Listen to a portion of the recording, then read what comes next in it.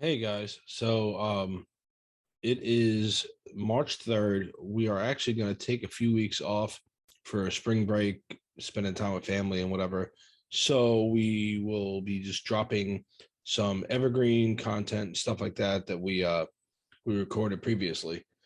So we will have content out there for you guys, but just nothing updated. So enjoy the month of March, and I guess we will see you come the month of April. All right. Comment and let us know what you think. Hit us up at whatifgeeks.com, whatifgeeks at gmail.com, Facebook, Instagram, Twitter. And we will see you in about a month.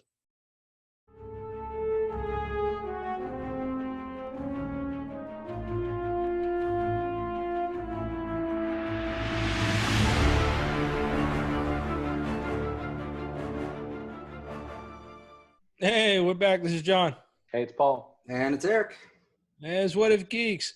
And today we are hanging out. We are rayless. We had Ray for the first half of the night, and I guess his tummy hurt. No. He was dropping bombs last episode. So we are going to be just the three of us, the kind of the OGs, right? We're going to hang out and bullshit. Came up with a good episode for you guys tonight. Today is Monday, the 13th of April, again, for the next month and a half. Yeah. And that's all we're going to say about that. Groundhog Day. It is. It's just Groundhog Day. But today we are going to talk about, kind of apropos for what's going on in today's, pandemic society. What if the snap from Avengers really happened?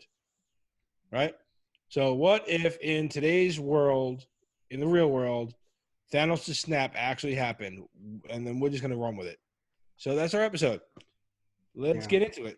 So in the Infinity Wars, we see the snap, right? We don't know what. Yeah, there should be a spoiler alert for like all of the Avengers. Oh yeah, spoiler alert for any Avengers movie, pretty much, including maybe some spinoffs. We'll see what happens. By this point, if you haven't watched it, what are you doing? So we get to see in Infinity Wars the impact of the snap sort of right at the end, though, right? You just see people disappear. You see a helicopter crash. You maybe see some immediate reactions, and then it's done. And then fast forward to Endgame, and you don't really see the aftermath other than how it affected the main characters, right? You don't really see like how that played out. And there's a million questions, which I'm sure they didn't want to address, and I don't blame them because it would have been a losing battle if you tried, right? But we're gonna do it here. But we're gonna do it here and talk about fighting losing battles. Exactly. So getting you assholes to comment. So I mean, I guess the question is, what would really happen? Does this shit really make sense? Would it all play out like that? Would everything be okay 5 years later? Does it really make logical sense? What do you think would happen to society? So I think we want to talk about that specifically. Before we get into that piece of it, I thought, well, is there any historical context for this at all, like ever? And I was sort of looking around for wars and things, and none of them are really good enough for like half the population dying. But I found something that's maybe a sort of close analog.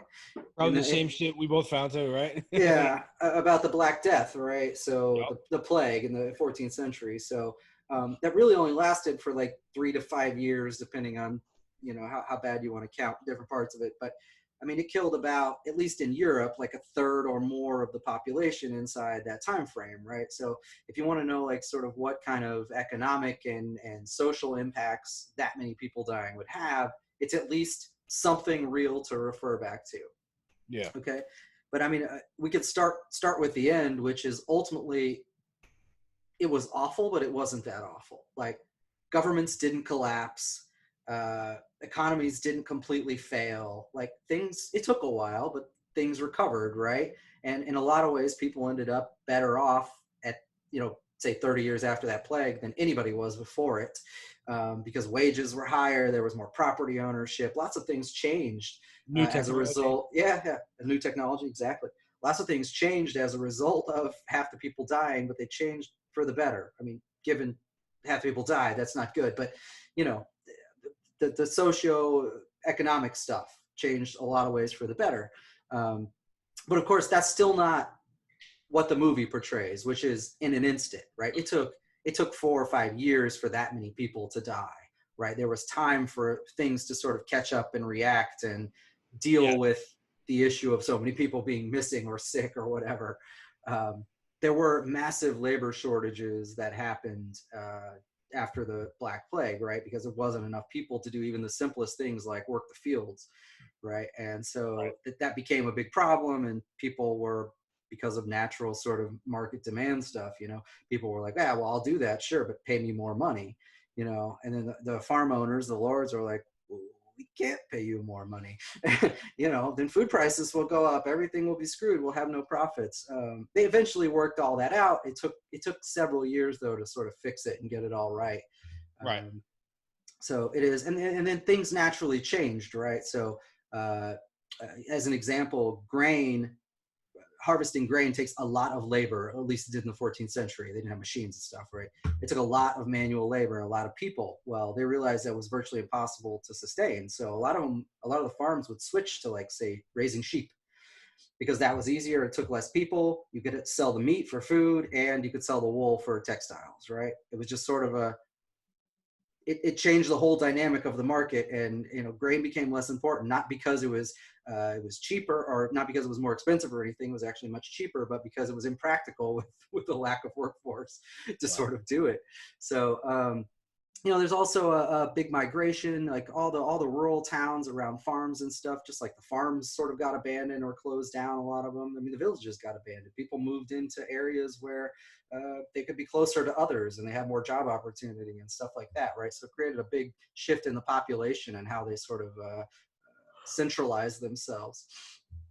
So anyway, and there were rebellions, don't get me wrong. People fought back in this. They fought against government, but actually everything that happened sort of failed. I mean, in the sense that there was no overturning of governments or anything like that in Europe, right? Nobody was overthrown. None of that happened, even though some of their freedoms were being trampled on and stuff. None of that stuff actually happened, and it really just ended up more like a union negotiation almost, right? So these people bitched, and they said, we need more money. And I said, okay, fine, we're going to get rid of this law that says you're not allowed to be paid those wages, and we'll make it easier for you.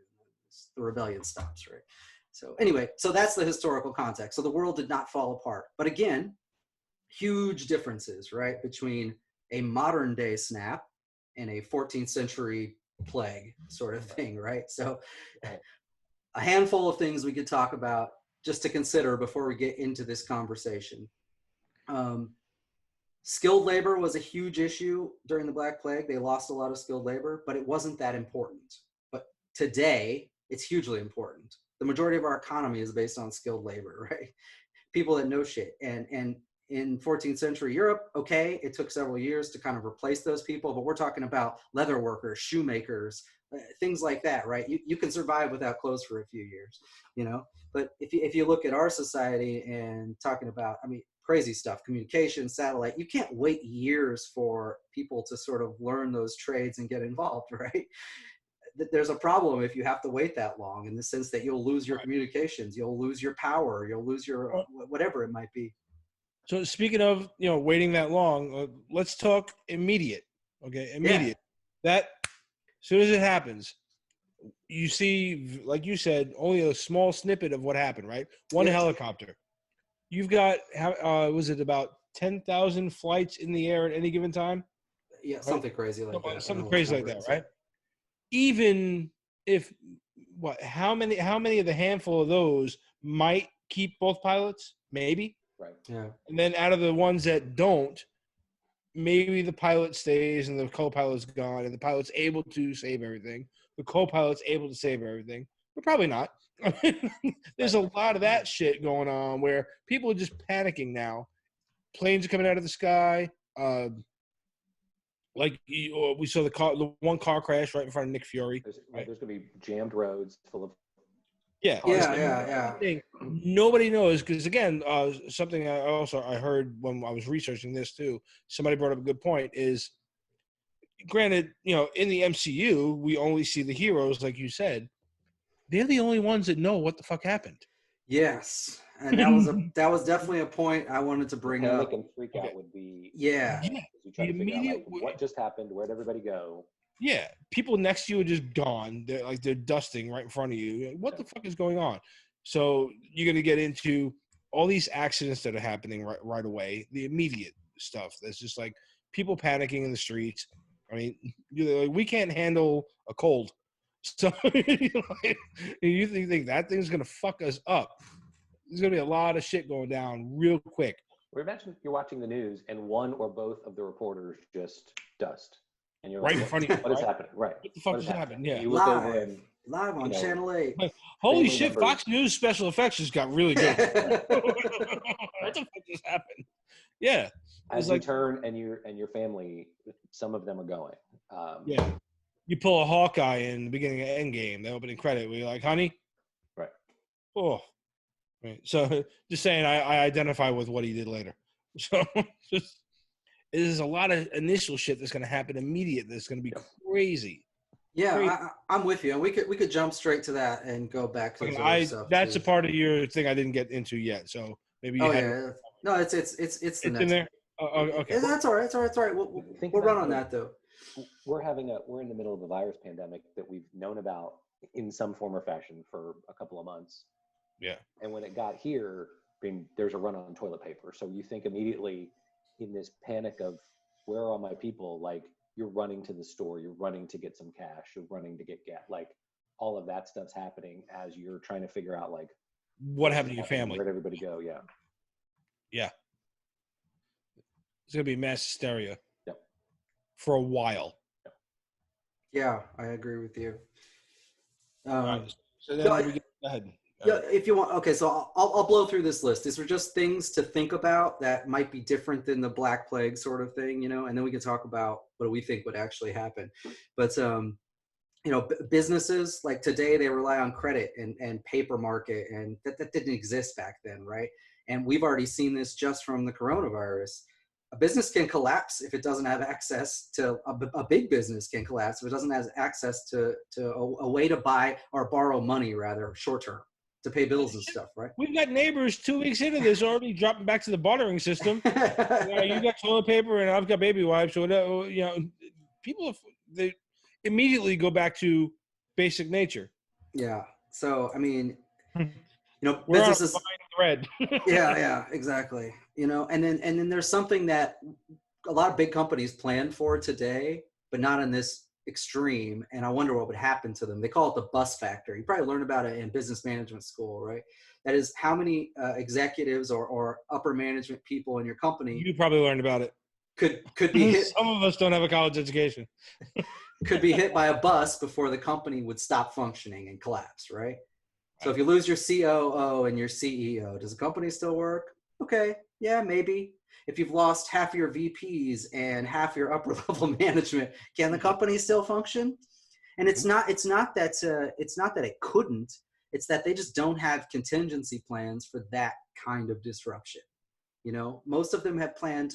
Maybe they plan to lose a couple major executives or a handful of leadership, but not half of the entire leadership team. Yeah. And not in a company like a huge company like GM where you have literally hundreds of executives, right? And half of them are gone now, and you don't even know what fucking jobs half of them did. And then you don't know who's gone. Again, we go back to you don't know who's gone. You got to figure out who the fuck's gone. Some of these companies may not have lost that many high ups, but others did. So we can nitpick that shit. We won't. But yeah, you don't know who's gone. So now that's the first thing you got to do is try to figure out who the fuck does it. How would you figure that out, though? How would you figure yeah, and you would have no idea. And then the only way to figure out who's gone is it would have to be the public working together with, like, the police and, like, basically going door to door. And that's another thing. Even then, it would be like a big, long list of missing persons because you wouldn't have known who sort of ran off to go check on a family member and see if they had disappeared or were scared as hell and they went down in a bunker or whatever it was. You'd have no way to know. Yeah. So in Endgame, when you see all those missing persons flyers everywhere, it makes a lot of sense. And we'll get I'll wait until I see if you cover it again later. Yeah, we will get there. I promise. Yeah. Okay. I have another point to that. That's a little dark, but we'll get there. All right. Roads, you guys already brought up. This is particularly a problem here and in China. I mean, tens of millions, actually in the US, hundreds of millions of vehicles exist, right?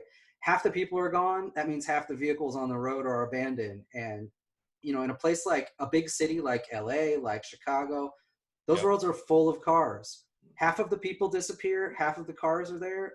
There's no longer any movement on those roads. It's done. That's it. Yeah. You're going to need. They deal with that in The Stand, in the book, at least a little bit in the TV series, but in the book, they deal with that a lot, where they have a crew that has to go and move cars. Exactly. You would need. You would need thousands of people, seriously, employed across the country just doing that job to try to clear the roads so that you can have normal things like food being shipped on the damn road, because it's the only way it gets anywhere here in the US. It's not like there's farms spread everywhere in every state around every city. That's not how it works. Shit has to travel hundreds of miles sometimes to feed people. But then we lose if at that time there's trucks delivering food and half of those truck drivers are gone, then we lose half the food that they were delivering. Yeah, and this is another thing I didn't put on the list, but it's a very good point. We do, and here in the US in particular, because we have such a good distribution system, we do a lot of what's called just-in-time manufacturing, right? Where you make something just as it's needed, just before the demand is there. So when you lose those shipments on the road, which may be tens of thousands of shipments in a given moment, that stuff's gone, and there isn't something to immediately replace it. And now you've got those factories having to sort of double up, or the farms having to double up, or whatever it is, but they don't have all the people they need to even do a regular production run, let alone a hurried one. you'd have to try to go find, like, okay, where's our truck? Because I'm sure they have GPS to look at, but you'd have to get somebody to get it. Hopefully find it in time before the food spoils. But now, to that example, I mean, we have the perfect example now with not getting into the blame game or who is doing what, but with the masks and everything that people are like dying to try to get. Nobody can find them. But again, from a supply standpoint, like you said, we supply to the demand, and then so nobody saw this coming. Yeah, exactly. I mean, if you did, we saw it for a few months, but not enough to really gauge that and try to get it out there.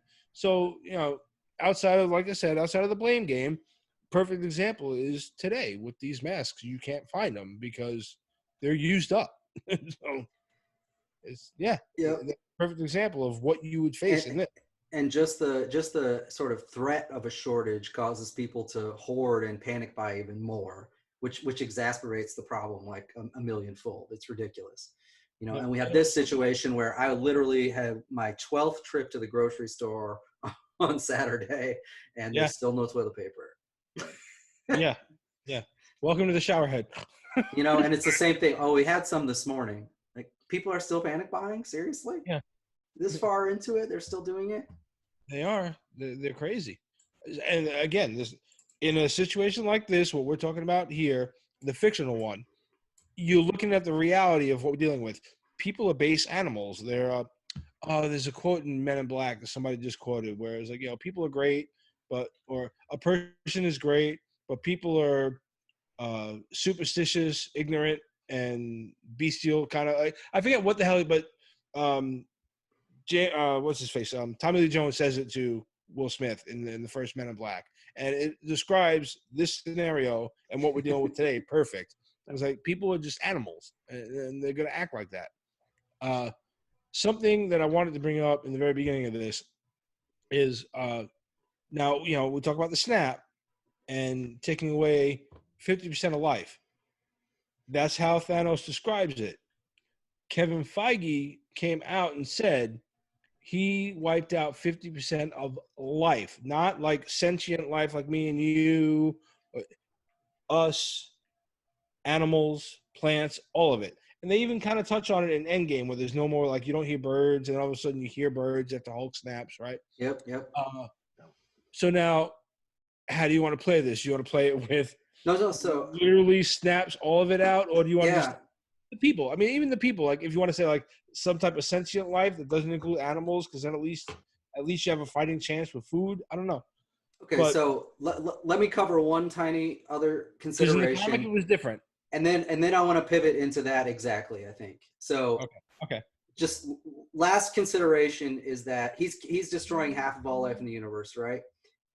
When do you think the last time our population was at half what it is today? How long ago do you think that was?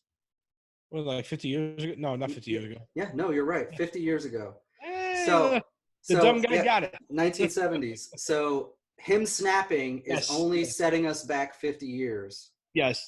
Okay. Yeah, I mean, effectively, right? Maybe he disrupts enough that it takes longer than that to rebound, but yeah, because you're gonna have a lot of inadvertent casualties for the next 5 years. Is the plan to re-snap again every 50 years to keep this going? Like, I don't get that. And that pivots into, it's a perfect segue for what I wanted to talk about, which is, as you said, his vision for why he was snapping was changed for this movie over what it is in the comics. Right.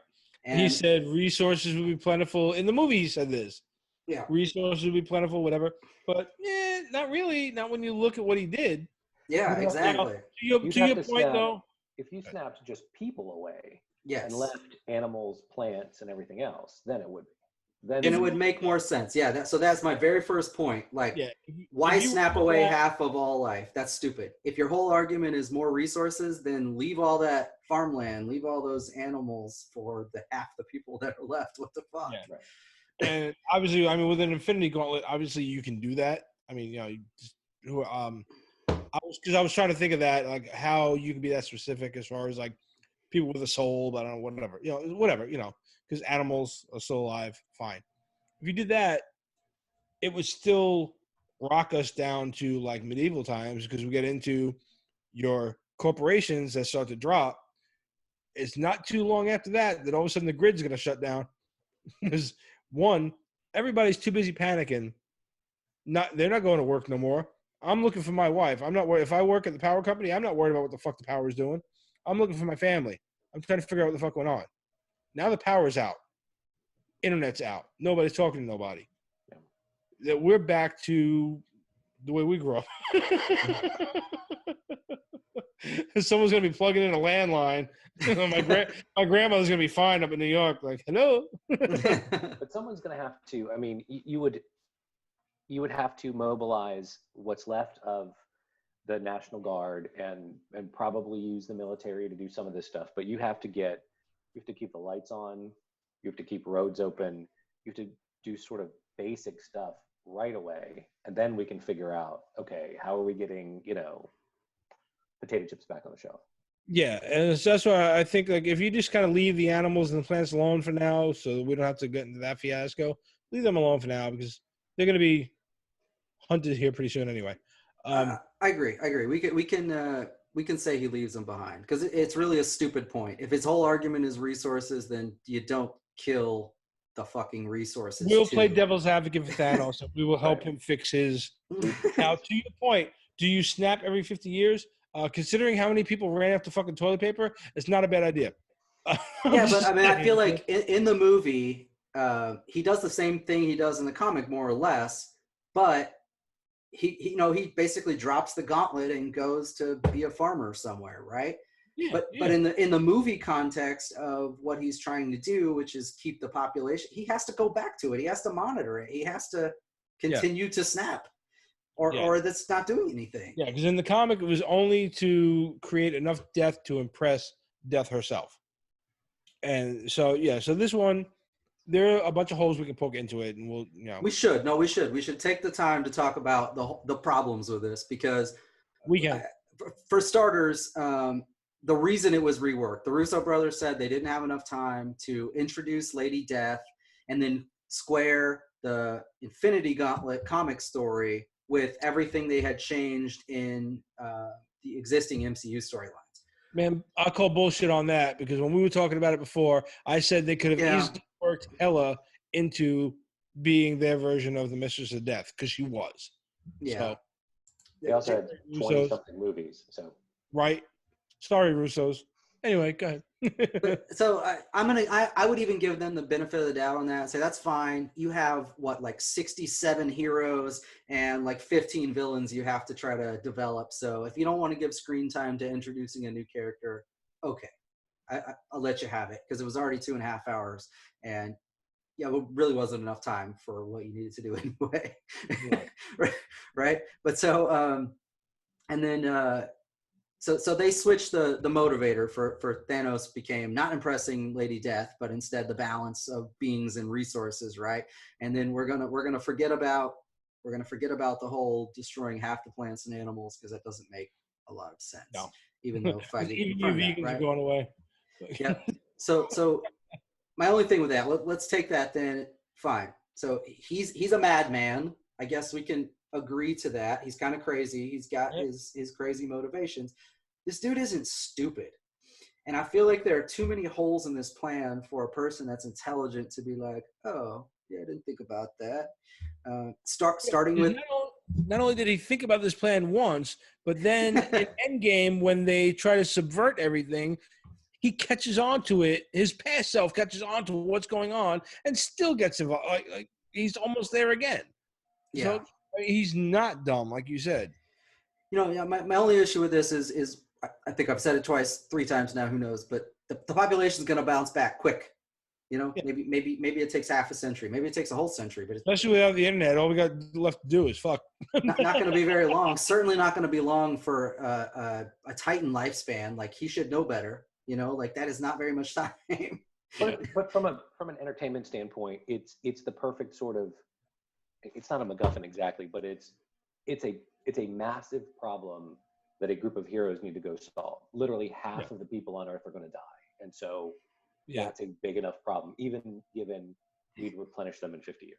Like, it's a surface level movie plot device that's awesome for heroes to go fix. Because for what they did, it was great, and they also made Thanos a relatable villain, because when he explained his initial motivation, at least almost every one of us looked at each other and was like, he's not wrong. I mean, you know what? I think that's part of the reason that Feige went back and sort of retconned his motivation and said, oh, it was also half of all plants and animals, like to make him more of a bad guy, like more of a senseless. I feel like, I don't obviously think do that. They do mention the birds in game, right? Yeah. But that's you not. Hear him chirping. I feel like they came up with that after the fact because too many people liked Thanos. Like, hey, it's not a bad idea.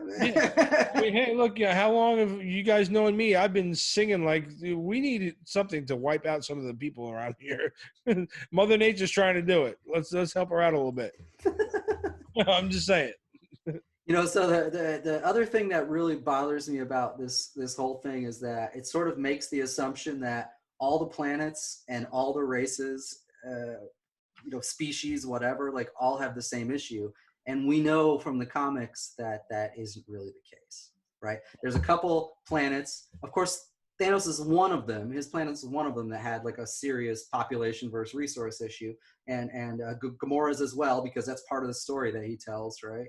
But in general, all the planets don't have this problem. All the planets in the universe don't have this problem. All of the the species are not hard up for resources everywhere. It's just not all the same. And this snap fix is really it's really addressing an Earth problem more than anything. I understand they tried to tie in the Titan homeworld and Gamora's homeworld as part of the plot device, but not across the board. But it's really not realistic that that's going to fix the problem across the entire universe. Hell, like you, to your point in the comics is again, but also to my point where not everybody knows what the hell's going on in the major story. The Kree and the Skrull blamed each other, started fighting again. Yeah, so that's actually an interesting one. I almost wish they would have played out, at least on the Earth sense of it, right? Like, with all these people disappearing and nobody knows what the fuck happened, governments are going to be on each other's shit, right? Like, we see it now with coronavirus. You know what I mean? Like, the U.S. government blames the Chinese. Chinese like, no, you sent your fucking military here. They brought this virus. Like, I mean, when it's something even more serious, like literally half a population missing, I feel like that's going to be a real extreme animosity, and it could result in wars. And the Skrull Kree war made sense that they blamed each other and sort of. Yeah, absolutely. But yeah, so anyway, do you want to jump in then to we've got all that sort of lead up. Do you want to jump into what might actually happen? Yeah. I know we've done a little bit of it already, but we talked about some of the immediate near-term effects, maybe within the first few months. But, I mean, even going further or closer to the event, what you said is everybody disappears. and nobody knows what the fuck's going on, right? Yeah, to get dark for a second, okay.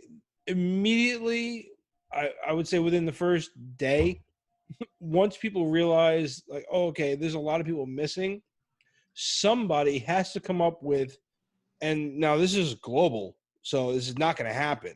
So I guess the casualties of this are going to be huge, but someone has to come up with the fact that if people are disappearing like this, how many children and infants and pets are left in houses with nobody to take care of them?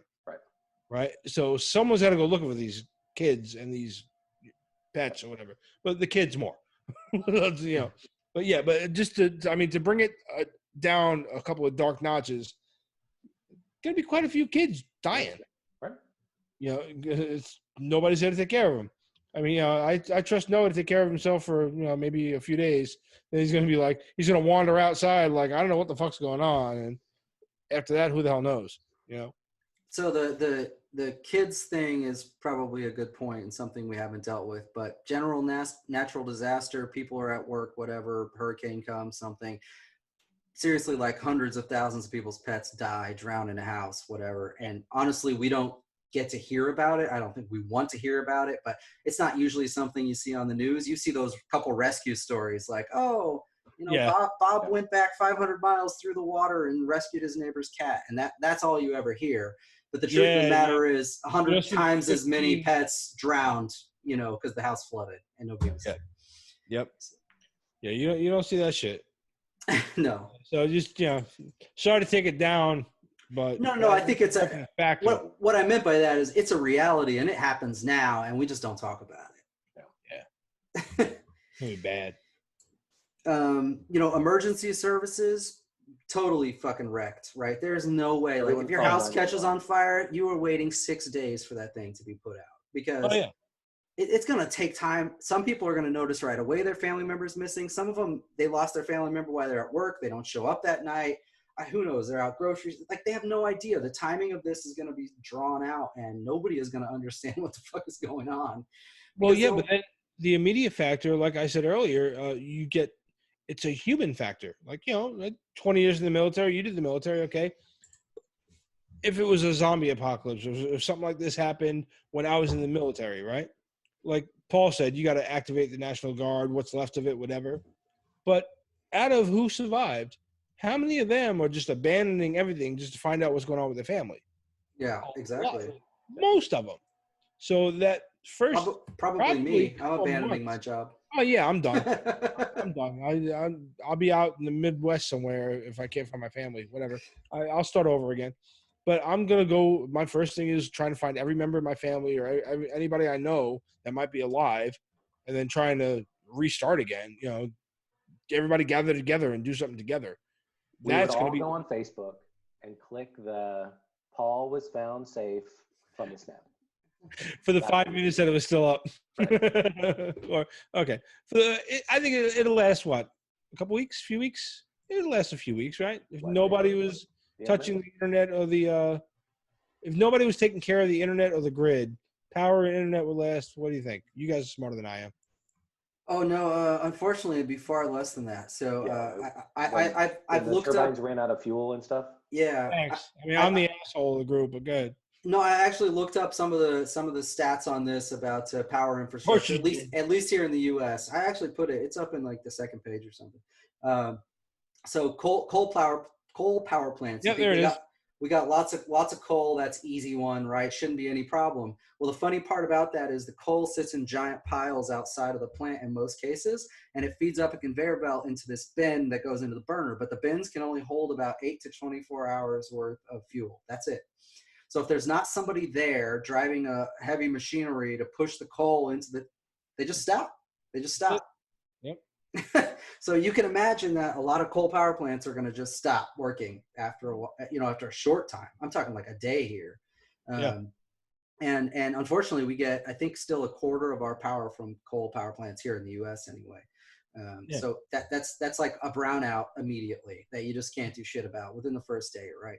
nuclear stations can theoretically run on their own, but they have so many safety features put in because of all the scares that have happened, that most of them are set up in a way that if there is not like a human there clicking, alarm things like, I understand this is happening, I'm addressed, they are set up to just shut down. A computer controls it, it will drop the rods, it will stop. And then there are, even in cases of like complete outages, there's nobody there, nothing can happen, they have enough fuel on site to let the cooling system run like off gas, like stored at the facility for about 3 weeks, long enough to let the reactor cool before it gets dropped and then tries to melt through the concrete. But hopefully that wouldn't happen. So anyway, you're gonna lose your nuclear stations quickly unless there's smart people there that understand how it fucking works, and you lost half of them. So at least half of them, aside from the ones that abandoned it because they're worried about the crisis and the pandemic and going and hiding in their bunker. Right. Natural gas plants. Good. No, that's all right. Natural gas plants are the only thing that could theoretically run for a long time because they're very simplistic turbines. The gas is pumped in through a pipeline into the facility, so there's not a manual loading process. There's no heavy machinery required. They could theoretically continue running for at least many days, maybe weeks, without a person even being there, as long as something didn't fail or break. So they might keep running. But the funny part about all that is that none of that really matters because the bigger problem is the grid itself and the power delivery. And if there's not guys to go out and fix down power lines and broken transformers, it doesn't matter that the plants are running. You're going to have brownouts and blackouts everywhere. So I'm not sure if it makes any difference. All that I just gave you is probably superfluous because if there's nobody to maintain the grid and do all the maintenance on all the equipment that's delivering it doesn't fucking matter. It just doesn't matter. And that goes back to my point of I truly think the first couple of weeks of this is only going to be people's sheer panic mode, and it's going to compound the problem because everyone's going to be panicking, worrying about their loved ones, worrying about who they care about. To the point, finally, it's going to be at least a few weeks to maybe a couple of months before people start to realize, okay, you're going to have like a Walking Dead moment where people are like in small groups and they start to come together. And then it becomes like The Stand where, okay, let's get a crew together to clear the roads. They're going to pick out, say, a perfect example for like our neighborhood, say, right? Where we live, Eric, if they fence off every way in here and they start to clear out anywhere that leads to here and they start to make a community here and go out and find people to bring them back. I think it's going to come down to that kind of shit. That's what that results in is small communities working together, probably by fucking candlelight. Flashlights, At some point, the I don't know, it's the president, state governor, somebody has to have the sort of press conferences and groups that they're having now in coronavirus and say, okay, what critical things do we have to go get up and running now? And I get that you're, worried about your family, but the division of emergency management has to kick in, and they've got to get the grid back up and the roads cleared and the something. And that's what happened with The Stand, but it took a little while of reaction. I think. Now I do think that eventually you will have a few leaders that get up there. I think with something like the Snap, you'll at least get them 6 feet apart because there won't be that many up there. So I think you're absolutely right. I think in the very beginning, in the first few days, you're going to have like power outages and all kinds of crazy shit. The government isn't going to understand or maybe even have the capability, especially with everybody they've lost too, right? How to sort of communicate with the broader society or whatever, like people. So they're just going to put their emergency plans in place and try to enact on them. But that point of coming together of them doing what they need to do to get things back up, and then sort of people getting their heads together and realizing that they're trying to help and get things right. I think those two things are not going to converge for at least several weeks after that initial process. Just what we've seen now. Good. I wonder if, because government, maybe not governments, but bureaucrats at some level, there's got to be somebody that has contingency plans of certain things. And we know that the military, you draw up plans and war games and think stuff out. When this movie happened, I wonder if someone at some level said, okay, there's not an intergalactic being that can snap half of us out of existence. But what if there's a virus that spreads as fast as coronavirus, but is more lethal, Ebola or something else that could spread like coronavirus does, but is more lethal in a faster period of time? What do we do? What if one of those other dozens of viruses we've developed gets out? Right, that could wipe out half the population in a relatively short time, not instantaneously, but over the course of a week, a month, something, and have thought through, okay, what do we do? So to some extent they have. Smart guys talk for a second. I gotta to some extent they've done that. So we certainly have contingency plans for things like power grid restoral and how FEMA is going to react to emergency. Like those kind of basic things exist. But what we've seen, again, from this coronavirus pandemic is that sort of the broader and almost more obvious questions have never been answered, and there is no actual contingency plan, right? So I give you a prime example. There's a question now of, well, what happens if, a fair chunk of Congress gets coronavirus and they're either incapacitated or they die? There's not actually a contingency plan for that. There is, in the sense that, a state governor and or legislator is going to appoint someone else to take their role. There's sort of a plan like that, but it doesn't address the broader question of what happens if half of them are gone or incapacitated. Then what do we do? Yeah. And that bigger question, that broader problem has never actually been addressed, and we don't have a real contingency for it. So what would happen is that the designated survivor. Yeah. So again, that's another contingency plan we have, and it's great, and that would certainly work.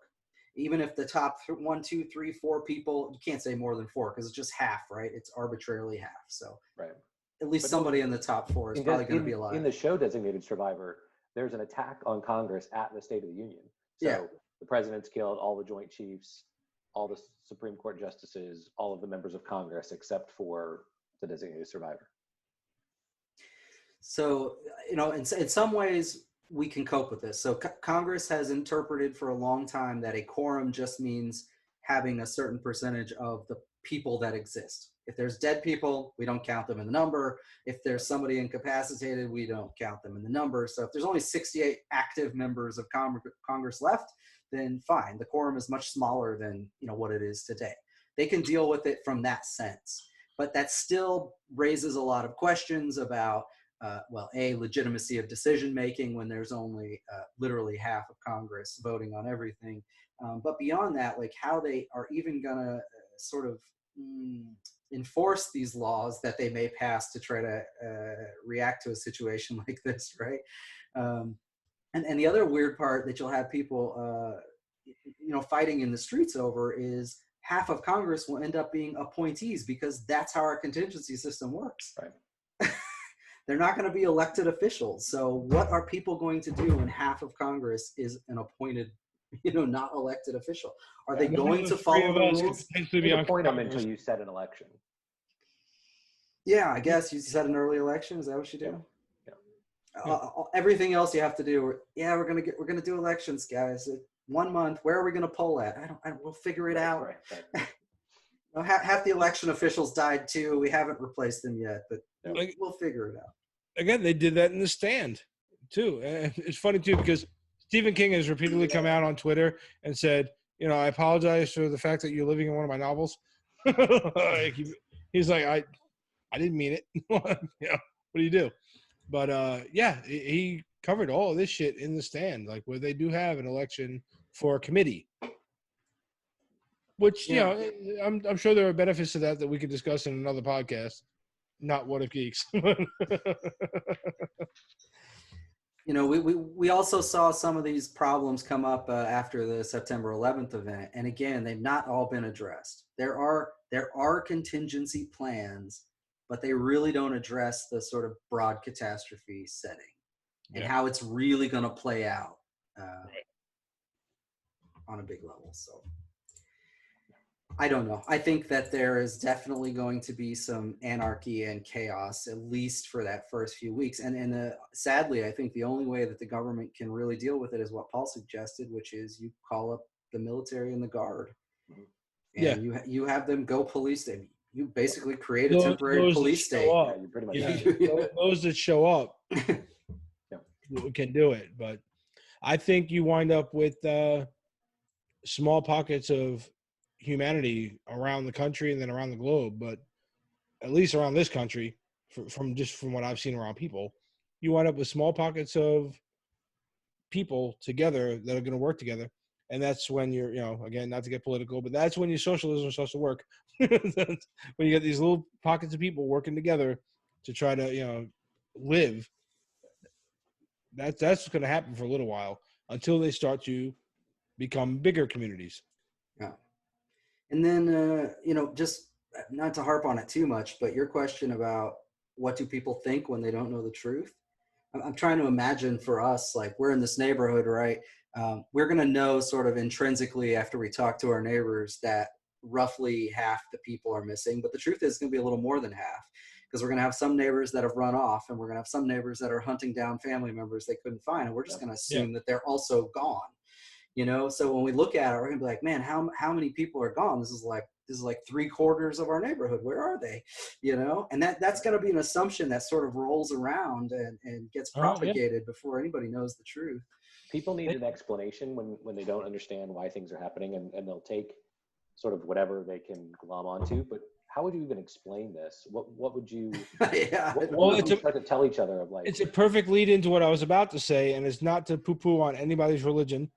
But you're going to get what's-your-face from the mist, where it's an act of God. It's the rapture. Yep. But now you're going to get either people who are still part of a community, or you're going to get some of the ones that are like full-blown out there, and it's going to become a thing. Mm-hmm. And so you're going to have like little sects of religious people that are like really over the top, that are like, no, this was a rapture, and now... And there's going to be like kind of like adults. Yeah. So that just quickly to go back to the Black Death, that happened in the Black Death. A bunch of people went crazy religious, like God is punishing us, we got to do something. And then there was this whole other group that went like completely hedonistic, and they're like, life has no fucking purpose. I'm just going to drink and fuck whatever I'm going to do, and I don't care if I die. And that was like the two extremes where there were massive sects of both. What do you do in a situation like that, though? Like, I feel like those are appropriate reactions, sadly. Well, again, it goes back to like what we look at society now. Like, one of my biggest chief complaints with the internet is where most of us are kind of in that middle ground where we're just trying to like make life happy and take care of each other. And then you have like the really loud idiots on either side. And that's what you're going to get there too. Only they're going to seem louder because you're going to be a little crazier. And they're going to have proof. Yeah. Whenever Facebook comes back. Right? Yeah. After it goes away. Yeah. It'll come back at some point. Yeah. All right. So we talked about short term. We talked about sort of the middle term stuff and what the hell's government going to do, right? What do you think the long term effects of this really are, though? I could see Black Death result where people sort of migrate into communities and consolidate. That makes a lot of sense. You're probably going to have abandoned towns, villages, even cities, maybe, because people have just decided to go where there's other people that will support them, or where there's jobs, or where there's food sources, whatever it happens to be. So I could definitely see that happening. Do I think this would change the population growth? Do you guys think this would actually change the population growth and people would fucking consume resources in a reasonable fashion or anything? That seems against human nature, sadly. Yeah, I don't know that part is going to change so much. I think the ability to consume resources will be dwindled for a while, we said, but until we start making more people, and then it becomes a problem again in 50 years, and we need Thanos again. But in the beginning, I think, you'll be back to people hunting for their own food and growing gardens. Some of us built a garden in their backyard. Just saying. Where's your bunker, though? Connect to that. Yeah, I know. Conveniently, I mean, if you look back behind my house, there is a nice drop off there. I could probably get one in there, but yeah, I have to have what was it? Blast from the Past with Brendan Fraser. Christopher Walken hired a bunch of different contractors. Was that Blast from Encino Man? What the hell was that? No, that was Blast from the Past. Blast from the Past. Oh, sorry. Go ahead. Christopher Walken was his father. He built a bunker. Yeah, that's right. They spent all those years in the bunker. Right. I know. Oh, yeah. Okay. One of the few dumb things I can do is like recall stupid movies. Come on, Eric. You're smarter than me, but at least give me that. No. I was thinking Encino Man when you said it, but that was Brendan Fraser too, though. It was Brendan Fraser too. Yeah. Yep. Yeah, it was. Now I would refer to you two more because you're more educated than I am in this, but just for me, knowing people, I think personally that they leave the cities and go to where, like, all right, I have nothing to do here. Shit's crumbling down. No one's taking care of these buildings. We're going to leave and maybe either try to find somebody that can help me learn how to grow my own shit or grow my own shit if I know how to do it. But they're going to leave the cities, pick a spot where, again, okay, hey, once I figured out that 50% of the people are gone, all right, I'm going to find a spot. Somebody had like 10 acres. I'm going to go hole up in their house. I'm going to start my own shit in their house. So, you know what I mean? I'm 100% with you on this because, in the Black Plague time, actually people migrated to the more populated areas afterwards. But that's because that's where job opportunities were, and they weren't 9 million strong cities, right? Today, we have cities that are so densely populated. The only way they can exist is by literally having food trucked in every single day. I mean, thousands maybe of truck. That wouldn't be sustainable in our current world. And so the most likely result is everybody's bugging out. That's why I think it flips. Going where they can get resources, not where they can get jobs, but where there's food and clothing and whatever, and water. I mean, it's because it ain't in the middle of the city. Right. No. So I think they all go out to the country. And again, that also makes it a little bit harder, especially once the grid goes down. Communication among people, banding back together as a society, takes a little bit longer, okay? But you find a spot like that, like I said, 5-10 acres, something you can grow crop, do whatever you got to do on there. If you get something with a nice bit of land where you can hunt deer and do whatever, then you're sustainable yourself. You also kind of want to make sure that it's secure. Maybe that the house that's on that land, you want it surrounded by a good like a wrought iron fence or something, so people can't, because you got that problem too. You got raiders, seen that everywhere. So we haven't gotten into that yet. But so how long do you think it is before we have so many sort of creature comforts and devices and the internet and Facebook and Instagram? Like, how long until people go, we need that stuff back? How long until we get the initial need is going to be immediate, because we're seeing it now. Like, information flow. My son is a very social person. He has one friend that he hangs out with right now because we were together from the very beginning of this whole thing. So we're like, all right, whatever. But he likes hanging out with your kids, Eric. He likes hanging with your kids, Paul. He can't do that except for through here, and it's driving him crazy. I could see it. I think I told you guys the other night we were sitting there doing dinner, and he said something and he laughed at his own joke. But I looked at his face and I laughed. And I told Heather he's starting to crack, because like the way he laughed was like a nervous little maniacal laughter, and I was like, oh, it's getting to him. The isolation is getting to him a little bit, So there's that part of it. Right now he has the creature comforts of video games and shit with his friends. If that's gone away, that it's going to be a lot, especially for the kids. It's going to be a lot of almost like drug addicts. Yeah. They have nothing. So parents are going to have to find ways to keep them occupied and teach them shit that's interesting to them, but also helps them survive until you can get this shit back up and running. And depending on who got snapped, hey, you know what? Here, look, you can give me a whole bunch of shit and all the money in the world. I would not know how to get one of these. I can't build this shit. Good luck. So that's why I never complain when I drop a call. Oh, okay. Well, the smart guy, whatever, he developed it. I can't do it. So I can tell you something personally about this because it relates to my work, but I think you're right for the wrong reasons. That Story of my life. That communication infrastructure is absolutely considered critical to the federal government. They have bought thousands of like satellite terminals and stuff that they could deploy in emergency situations in order to give local communities access to internet.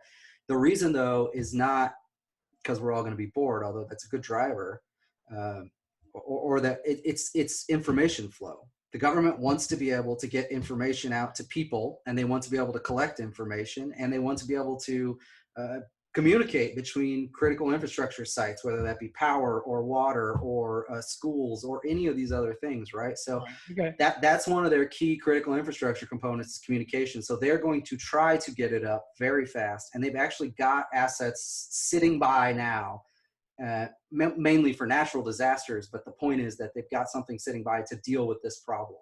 They've already thought about that, and they want to get it restored quick. So I think it will definitely happen. It will definitely be a major focus early, but just not for the reasons that you'd imagine. You know, I'd agree. And I would think that not, again, I know I'm going back on what I said earlier where we can't concentrate on who gets wiped out or whatever, but I think the restructuring of society is going to be key on those two things. One, my point of human nature to abandon everything else and worry about your family. And then two, how many people with the knowledge got wiped out? And then that's going to kind of determine how long it takes us to get back on track. But how long until the baser instincts that we have kick back in? Like how long? So we figured out our families are safe or aren't safe, and we pick up and figure that out. We've got food. We can get food trucked in. We can get those things. So how long until we're back to? I need to make some money. I need to make more money. I need a car. Oh shit! I would think many months. I would think many months, probably even maybe more than a year. I would actually think more than a year. Yeah, probably more than a year. Because all right, look what we're dealing with now. Again, you know, not that we want to labor on coronavirus because we're trying to avoid it, but we're only dealing with not to poo-poo on people's losses or anything else, but compared to what we're talking about here, this is a cold that's killing people. All right, it's a bad one. But that's all that is. It's not wiping out half of humanity. But look at what the fuck we're doing now. People like Eric said, people are still hoarding shit left and right. So it goes back to my point. People are going to stick to those more animal instincts for quite a while. Yeah. You know? And those are the people that I hope this thing kind of tweaks over and kills off. They need to die. Sorry if you're listening. But yeah, it really depends on that, like how long people are going to keep going with me, worrying about me. And we're proving it right now. Which is sad. That took a darker turn than the kids dying. Thanks, Paul. That's what I'm here for. So any other stuff you want to discuss? I thought before we close this out, we could probably do a little very quick maybe about the snapback and what happens when you double the population. Oh, instantly. that could be so much fun. Can we do some of the funny ones? Yeah, sure. Because I know they've been done over and over on the internet, but I'll just repeat some of the shit I've seen on YouTube. Well, so is there anything you want to do about the actual snap? Is there anything else you guys want to talk about? I mean, I think it sounds like we're agreed that it's going to be chaos and wildness for a while, months maybe, before things even get pseudo-normal. Yeah. And even then, it's not normal because you're sort of having to re-envision how you do everything because you only have half as many people. And you're still spread out over the same amount of space with now all these extra problems thrown in, like roads being full of cars and no air traffic controllers. And it was just too much stuff to make it realistic that in 5 years, everything would essentially be normal, which is what it feels like when we get to the start of Endgame. Yeah, it was very quick. I was amazed. Because I was, again, you know, not being the smartest guy in the room, I was sitting there going, 5 years, is that enough? And then I was like, all right, you know, I'm going to run with it because we were already talking about killing Thanos. So I was already, okay, we're good. Whatever, 5 years. All right, yeah, I don't think 5 years, no. So the snapback, John, you wanna do something on the snapback? All right, so Hulk snaps everybody back first, right? And then Iron Man finishes it, I guess. Is that how that worked? Because Hulk snapped everybody back initially. Hulk snapped everybody back, and then Iron Man kills off Thanos. Spoiler alert. And all those guys. So on the Hulk snap back, now I guess they've come out and said that everybody was brought back safely. But how fun is that? I'm sorry. For me, it's so much more fun to when like you watch YouTube and you got these guys like College Humor and all those guys that do these videos, where they're like, there's an air traffic controller talking to like what few planes left in the air. And all of a sudden they're like, the snap happens and you hear this little thump, whatever, and the pilot's talking to him, and they were like, Jesus Christ, there's like 1,000 people in the air. What the fuck just happened? And all these people that were in flights are just falling through the air. That kind of shit. Or the one where it's been 5 years, so a woman who is like with a guy now, right? She's like dating some dude, living with him, whatever, and the husband snaps back like right in the living room. Did you see that one? No. It might have been Saturday Night Live that did it, or it was College Humor, one of the two. But the husband snaps back, comes in from the living room to the bedroom, was like, honey, I'm here. And the boyfriend's like, son of a bitch, and shoots him and kills him, right? And the girlfriend comes up in the bathroom, and she's like, Doug? And she runs over. And she's crying. She's like, it's my husband, you son of a bitch. And he's like, I thought he was dead. Shit like that. Like what I said, I would find someone's house with fortified with like 10 acres and I'd go take it over, right? And that son of a bitch comes back. And I'm on the couch watching YouTube. Like, who the fuck are you? Yeah, you get that kind of shit. And then you get the real shit. Go ahead, Eric. No, that's perfectly valid, and it's pretty amusing. Yeah, I mean, we have resource problems almost right away, right? Because exactly. Could you handle? I mean, enough food for the half of us that were left. I mean, you can imagine it on your own small scale. Like, John, you got 4 or 5 people in your house. I got 5 people in mine. Paul, you have 4 in yours, right? Imagine if you had 10 and 8, like right now. Yeah. Before breakfast tomorrow. Like, what are you really going to do? Right. And then on a bigger scale, you've gotten used to for 5 years dealing with the resources that you have now. Now all of a sudden, bloop, everybody's back. Yeah, I mean, and hopefully you didn't leave your old house and all that other stuff, and you're still in the same place and you can house everybody. But then there's the question of supply again. I mean, even right now, coronavirus, people aren't buying twice as much shit, yet the shelves are all empty. Right now, when you have double the population, they are going to need to buy twice as much shit, and they're going to be panic buying. Right. So. Yeah. I don't see that really working very well. And everything else that we talked about, really, it's all the same problem in reverse, but infrastructure, right? Power plants have to be regulated. They put out a certain amount of power. They've got to be controlled night and day. Things have to be shut on and off. You got twice as many people. You got twice as much power draw, whatever you want to call it. But now you have to redesign the whole system to handle. Fucking grid goes back down again. Yeah. Exactly. And you have the same brownout, blackout problem, and it takes months to get everything right again. At least then, though, the guy that is working the grid is like, oh, well, fuck, Tony and Jeremy are back. Let's get them. Get them in here. Let's go. Yeah. So I feel like it creates a problem that's a little easier to recover from, but it's largely one of the same issues of how is the system that is designed to distribute things around and supply, how is it really going to work when you've got double the population? And it was 5 years that had passed. So the population's even grown a little bit. So now they got more than they had even in the beginning. Right. Here's another thing, too. If we go with either the 5 years that they gave us or we go with a more realistic, like 10 years or whatever, to restructure everything, right? All these people come back. Now, for us, they're coming back from the dead. Now, you have to legally bring them back from the dead. That's a fair point, yeah. That's a lot of paperwork. That's a lot of shit. Yeah. It ain't no Tom Hanks and Castaway, one guy. Now it's fucking 3 billion people. Right. Yeah. There's a lot of fucking people to be like, here's your new birth certificate. Yeah. And then those guys, again, we talked about conveniently they glossed over it in Spider-Man Far From Home, where like most of the class They did the one guy. The one guy aged. Remember, in Far From Home, but everybody else, like all the main characters in the class, had all snapped and come back. Oh, Right? It was like the one guy that was like hitting on MJ or whatever, and they were like, "You were like 10." Like, what the fuck? And now he's up there hanging out with them or whatever. They're like, "You're too old."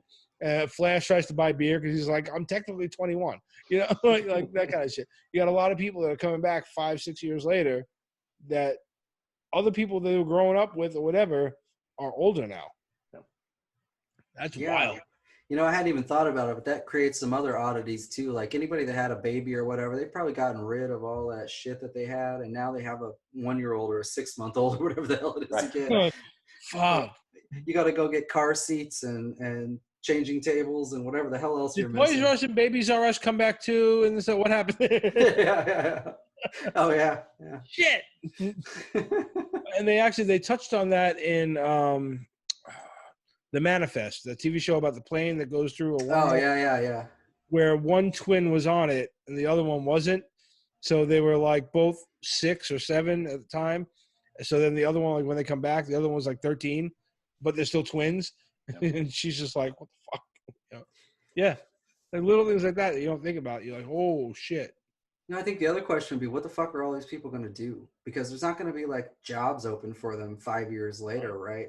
The economy will at least somewhat have rebalanced and sort of met an equilibrium or a pseudo equilibrium, right? So when people show up, it's not like there's they interestingly have to create the demand to create their own jobs. So you know what I mean? Like they've got to go out, demand, right? So they have to go to work raising food and driving more trucks and delivering that all sort of has to like happen. I don't know, it's sort of like a cyclical thing. It's going to take a little while to actually come about. It'll be a pain in the ass. I just can't imagine unemployment is going to be a bitch. Can't imagine that would work so easily either. I guess it's a long story. Short. All right. Well, anything else you guys want to talk about this? I think we probably beat it to death, but who knows? No, that was a good discussion. No, that was fun. That was cool. Oh my god, that was a lot of fun. Hang on, let's see how long we went. I just want to see, just over an hour, but we can cut out a couple minutes here and there. So yeah, all right, yeah. So I guess that's it. So that's our discussion on what if the snap actually happened. So the snap back to reality. There you go, Eminem. So if the snap happened in real life, that's the What If Geeks take on that. Let us know what you guys think. You know, hit us up down below, comment, subscribe, hit the bell, whatever the fuck you're supposed to do. We're too old to give a shit. Smash it, smush it, whatever you're gonna do with it. Smack it, rub it down. I know. But yeah, I only remember to say that like once every 3 episodes, so that's cool. So let us know what you think in the comments, or hit us up at whatifgeeks.com, whatifgeeks@gmail.com, Facebook, Twitter, Instagram, and let us know what you guys, if we miss anything, or what you guys think of our episode, and what else you guys want to hear. And I guess we will catch you guys later. Good night, Tony. Good night, Lady Death. Man, he's always so quick with these, isn't he? Right? Yeah. I'm gonna say good night to Becca. Good night, Becca. All right. Coming. All right.